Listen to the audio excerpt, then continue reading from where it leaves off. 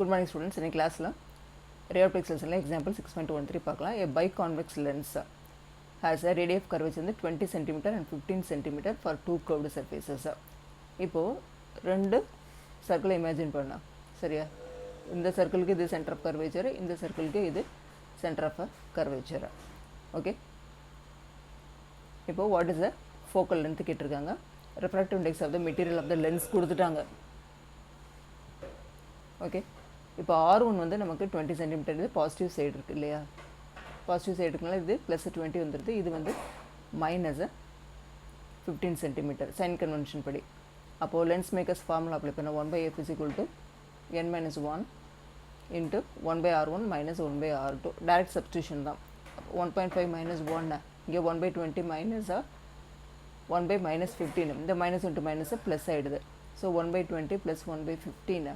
Okay, LCM எடுத்தேன்னா நான் டேரெக்டாக அப்படியே மல்டிப்ளை பண்ணுறேன். சரியா? 20 × 15, இந்த 15 இங்கே போய்டும், இங்கே 20 இங்கே போய்டும். அப்போ 15 + 20 டிவைட் பை 20 × 15.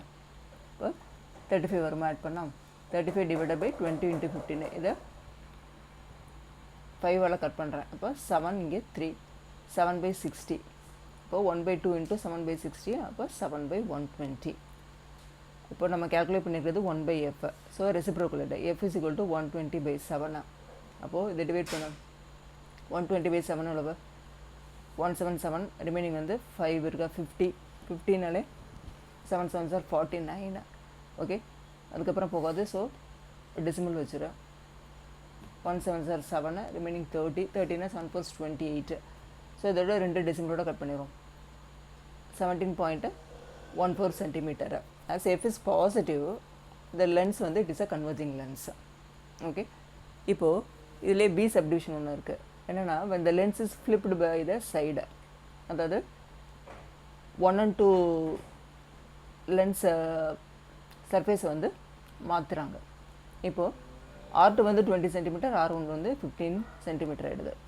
இப்போது n சேமாக தான் இருக்குது. R1 வந்து +15 ஆகும், R2 வந்து -20 சென்டிமீட்டராகவும் சேஞ்ச் ஆகிடுது.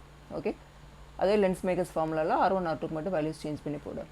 இது சேஞ்ச் ஆகுது. சரியா? 0.5 இருக்கும். இங்கே வந்து 1/15 ப்ளஸ் 1/20 இருக்குது. அகெயின் இது எந்த வேல்யூஸுமே சேஞ்ச் ஆகலை இல்லையா? 7/60, இப்போ 7/120.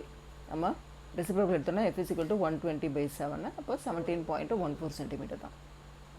அப்போது the focal length வந்து will not change even if it is flipped by the side. Okay, thank you students.